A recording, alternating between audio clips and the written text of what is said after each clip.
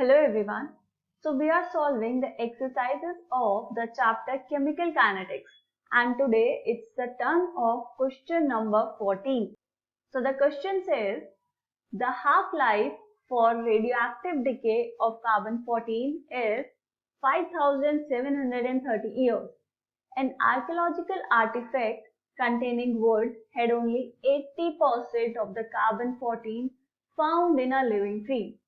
Estimate the age of the sample. देखिए ये question पढ़ के आपको थोड़ा लग सकता है कि ये कैसा अजीब सा क्वेश्चन है।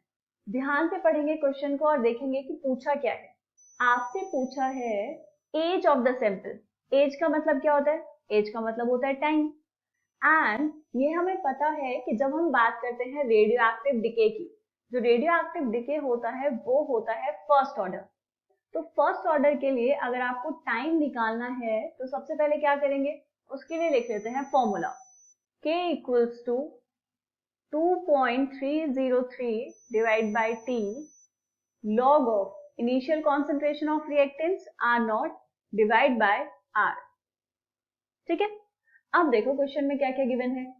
आपसे कहा गया है half life for radio active decay 5730 years. ठीक है, हाफ लाइफ को हम लिख लेते हैं यहाँ पे, टी हाफ इज 5730 years.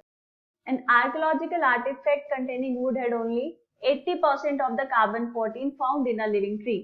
क्या मतलब हुआ इस बात का? अगर हम इनिशियल ले लें 100 तो अब आपके पास उसमें 80% अवेलेबल है, मतलब 20 रिएक्ट कर चुका होगा। तो अगर इनिशियल 100 था तो इस टाइम पर जो कॉन्सेंट्रेशन है वो होगी 80। ठीक है, T की वैल्यू ये हमें फाइंड आउट करनी है।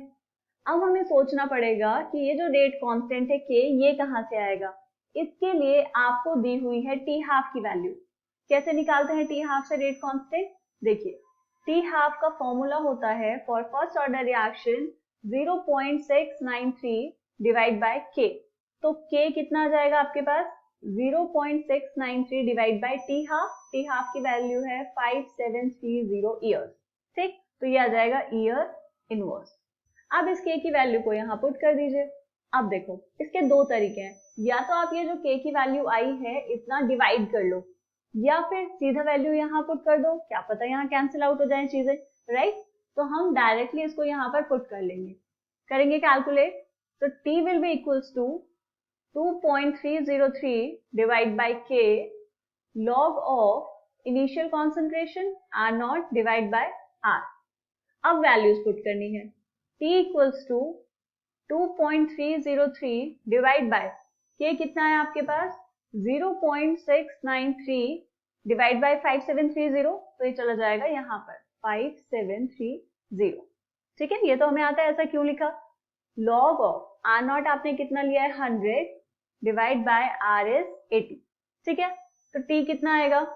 ऊपर इसको मल्टीप्लाई कर लेंगे, ये आ जाएगा 13196.19 डिवाइड बाय 0.693। इसको कैसे सॉल्व करेंगे? 0 से 0 कैंसिल, तो कितना जाएगा? 2 5 10 एंड 2 4 8। तो ये आपके पास आया log 5 डिवाइड बाय 4। तो इसको हम क्या कर सकते हैं? log 5 minus log 4। log 5 and log 4 की वैल्यूज आपको याद होनी चाहिए, नहीं है तो आप टेबल से देख सकते हैं। ठीक है, तो यह आ जाएगा T equals to 13196.19 divide by 0.693 into log 5 की वैल्यू कितनी होती है? 0.699 मान सकते हैं उसको, माइनस 0.602। ठीक, तो ये आ जाएगा T equals to 13196.19 divide by 0.693 into 0.0969। तो इसको जब आप कैलकुलेट करेंगे तो ये आएगा 1845 ईयर्स। ठीक है, दिस इज द आंसर। यहाँ पर कभी कभी क्या होता है कि आपका जो आंसर है वो थोड़ा सा डिफरेंट आता है। ऐसा क्यों? वो डिपेंड करेगा कि आपने यहाँ पर और ये वाली वैल्यू कितनी ली है। ठीक है, तो सिग्निफिकेंट फिगर्स का ध्यान रखेंगे, थोड़ा बहुत डिफरेंस आपके आंसर में आ सकता है अगर आपने राउंड ऑफ किया होगा बीच में कहीं पे। इसीलिए कोशिश करेंगे कि पूरी की पूरी कैलकुलेशन क्वेश्चन के लास्ट में की जाए, राइट। अगर हम यहाँ पर इसको डिवाइड कर लेते तो यहाँ पर भी हमें कुछ अप्रोक्सीमेशन लेना पड़ता, तो आपका आंसर और ज्यादा डिफरेंट आता। ठीक है, तो इसलिए पहले सारी वैल्यूज को पुट कर लेंगे, लास्ट में कोशिश करेंगे एक ही बारी कैलकुलेशन करके एक ही बारी उसको राउंड ऑफ करके लिखा जाए। ठीक है, चलिए मिलेंगे नेक्स्ट क्वेश्चन में, तब तक के लिए बाय बाय।